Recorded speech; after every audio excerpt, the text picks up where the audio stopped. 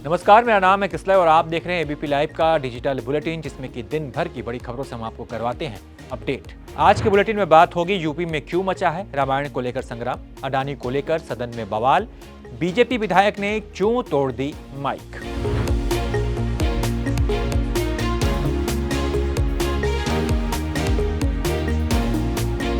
UP में रामचरितमानस विवाद के बाद अब बवाल और राजनीति पसंद लोगों को एक नया मुद्दा मिल गया है और ये मुद्दा है रामायण पाठ का। 22 मार्च से शुरू हो रहे चैत्र नवरात्रि पर योगी सरकार ने एक फरमान जारी किया है, जिसके अनुसार चैत्र नवरात्रि में शक्तिपीठों और मंदिरों में रामायण पाठ करने के निर्देश दिए गए हैं। इसके लिए सभी जिलों के डीएम को निर्देशित किया गया है। साथ ही 1 लाख रुपए की राशि देने की भी बात कही गई है। सभी अधिकारियों को इस बात का आदेश दिए गए हैं कि 21 मार्च तक सारी तैयारी पूरी कर ली जाए। इसको लेकर समाजवादी पार्टी यानी कि सपा ने सवाल उठाए हैं। सपा का कहना है कि राज्य सभी धर्मों का होता है, ऐसे में धार्मिक आदेश देना ठीक नहीं है। वहीं कुछ नेताओं का कहना है कि 2024 का चुनाव आने वाला है, इसलिए हिंदू मुस्लिम की राजनीति के लिए ऐसा किया जा रहा है। कुछ नेताओं का कहना है कि अच्छा फैसला है, ऐसे कार्यक्रम भारत में नहीं तो क्या पाकिस्तान में होंगे। खैर, इस पर सभी नेताओं ने क्या कुछ कहा, आइए सबको मिलाकर हम एक बार सुन लेते हैं। हमने बचपन से यही सुना है कि धार्मिक जो भी आयोजन है या जो भी इबादत, जो भी पूजा पद्धति, वो लोग अपने घरों में करते हैं या मस्जिद मंदिर में जाते हैं। सरकार की तरफ से पहली बार ऐसा हमारे सुनने में आया है कि एक धार्मिक आयोजन हो रहे हैं। हमें धार्मिक आयोजन से दिक्कत नहीं है, उसको पॉलिटिसाइजेशन से हमें दिक्कत है। और नवरात्रि में बहुत सारे परिवार दुर्गा सप्तशती का पाठ भी कराते हैं। तो एक जगत जननी है, एक जगत पिता जगदीश्वर हैं, और जब उनकी आराधना कहते हैं जब होती है तो हनुमान जी महाराज आ जाते हैं।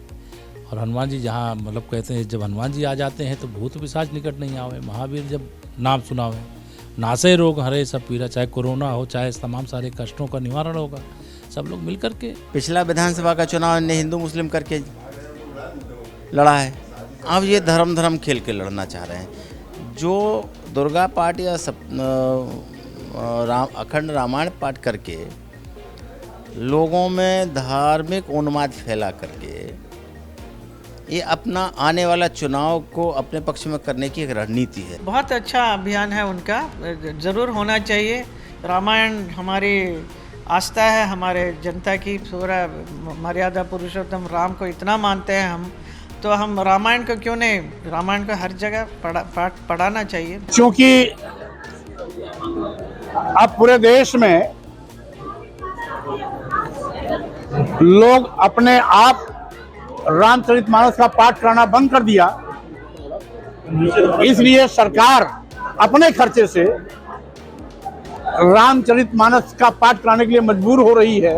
खैर, धार्मिक आयोजन करवाना कोई नई बात नहीं है। कई राज्यों में ऐसे कार्यक्रम चलते रहे हैं, जैसे 4 धाम यात्रा कराने की योजना, हज करवाने की योजना, रमजान में इफ्तार और गिफ्ट देने के लिए फंड, ऐसी तमाम योजनाएं हैं। अगर इस पर बात या चर्चा की जाए तो ये विषय काफ़ी लंबा हो सकता है। एक वक्त था जब यूपी में रामचरितमानस का विवाद एक बड़ा मुद्दा बन गया था। ये मुद्दा शांत हुआ तो अब नवरात्रि में रामायण पाठ का मुद्दा बनता दिख रहा है। बीजेपी के नेता इसे सही बता रहे हैं और बताएंगे भी, क्योंकि ये उनकी सरकार है। सपा के नेता इसमें कमी निकालेंगे। यही राजनीति है और ये सदियों से चलती आई राजनीति का एक परंपरा है। आप इसके बारे में क्या सोचते हैं? आपकी राय हमारे लिए काफी मायने रखती है, इसलिए अपनी राय हमें बताइए। जहां देश की जनता से जुड़े मुद्दों पर चर्चा होती है, लेकिन अफसोस बजट सत्र के दूसरे चरण का दूसरा दिन भी हंगामे की भेंट चढ़ गया। एक और सत्ता पक्ष ने कांग्रेस सांसद राहुल गांधी के लंदन में दिए गए भाषण पर जोरदार हंगामा किया और माफी की मांग की। दूसरी तरफ विपक्ष ने अडानी और हिंडनबर्ग मामले में जेपीसी जांच की मांग उठाई। दोनों तरफ से जमकर हंगामा हुआ। दोनों दलों के नेताओं ने खुद को पाक साफ बताया। वो हंगामे के बीच जनहित के किसी मुद्दे पर बात नहीं हो पाई।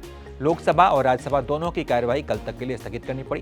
बीजेपी नेता अनुराग ठाकुर ने क्या कुछ कहा, आइए सुनते हैं। राहुल गांधी जी का कैम्ब्रिज क्राइस, लंदन लाइस, इससे साफ तौर पर दिखता है कि वो देश को अपमानित करने का कोई भी क्षण नहीं छोड़ रहे।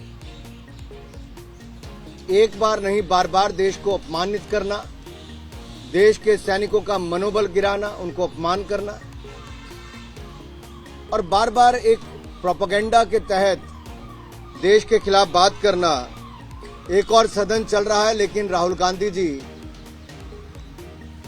जहां दुनिया भर के देशों में जाकर कहते हैं कि उनको बोलने का अवसर नहीं दिया जाता, अगर देश में एवरेज अटेंडेंस देखी जाए तो उससे भी कम इनकी अटेंडेंस है पार्लियामेंट में। वहीं कांग्रेस का कहना है कि सरकार खुद नहीं चाहती कि सदन चले। कांग्रेस नेता अधीर रंजन चौधरी ने इस पर क्या कहा, आइए सुनते हैं। सरकार खुद नहीं चलाना चाहते हैं हाउस। कल ऐसा नज़ारा कभी देखे हैं कि सरकार के मंत्रीगण, सरकार के सारे एमपीगण सब मतलब सदन को ठप करने के लिए किस तरीके से हंगामा किए हैं। तो ये पहली बार ये नज़ारा सबको देखने को मिलता है कि सदन को ठप कराने के लिए सबसे ज़्यादा शोर शराबा हंगामा मचाते हैं सत्तारूढ़ पार्टी खुद। क्यों माफ़ी मांगेंगे? राहुल जी क्या क्या गुना की माफ़ी मांगना है? माफ़ी इन लोगों को मांगना चाहिए। वहीं कांग्रेस सांसद केसी वेणुगोपाल ने क्या कुछ कहा, आइए हम आपको ये भी सुना देते हैं। क्या बोलते हैं फॉरेन कंट्री में, भारत में, definitely we are asking an apology from prime minister Modi के साथ अपॉलजी। आज भी बीजेपी के सांसदों ने प्रोटेस्ट किया है। डाइवर्शन टैक्स है भैया, बीजेपी का पूरा डाइवर्शन टैक्स है।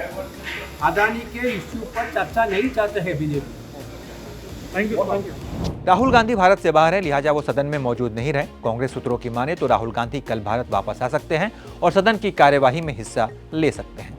बिहार विधानसभा में भी आज के दिन जमकर हंगामा हुआ। ईडी और सीबीआई की जांच को लेकर बीजेपी नेताओं ने तेजस्वी यादव के इस्तीफे की मांग की। हंगामे के बीच दोनों तरफ बयानों के खूब तीर चल रहे थे। इस बीच भाजपा विधायक लखेंद्र पासवान पर माइक तोड़ने का आरोप लगा। इसके बाद विधानसभा स्पीकर ने उन्हें 2 दिनों के लिए निलंबित कर दिया। आरोप लगा कि बीजेपी विधायक का माइक म्यूट कर दिया गया था, जिससे गुस्से में आकर उन्होंने अपना माइक ही उखाड़ दिया। खैर, उनके खिलाफ निलंबन की कार्रवाई के विरोध में बीजेपी के तमाम नेता बाहर आ गए। लखेंद्र पासवान ने अपने ऊपर लगे आरोपों को गलत बताया। उन्होंने कहा कि जनप्रतिनिधि होने के नाते वो जनता की बात कर रहे थे, लेकिन बार बार उनका माइक बंद कर दिया जा रहा था, बोलने का मौका नहीं मिल रहा था। इस बीच जब उन्होंने माइक पकड़कर अपनी तरफ बोलने की कोशिश की तो माइक टूटा हुआ था, लिहाजा वो बाहर निकल आए। उन्होंने माइक नहीं तोड़ा। जो भी हो, संसद की तरफ बिहार विधानसभा भी हंगामे की भेंट चढ़ गया। जनहित के मुद्दों पर चर्चा की बजाय बवाल, हंगामा और राजनीति यहाँ पर होती रही। इसके बारे में आपकी क्या राय है, आप क्या सोचते हैं, इसके बारे में कमेंट करके हमें बताइए। बाकी आज के डिजिटल बुलेटिन में इतना ही। तमाम अपडेट्स के लिए आप देखते रहिए ABP लाइव।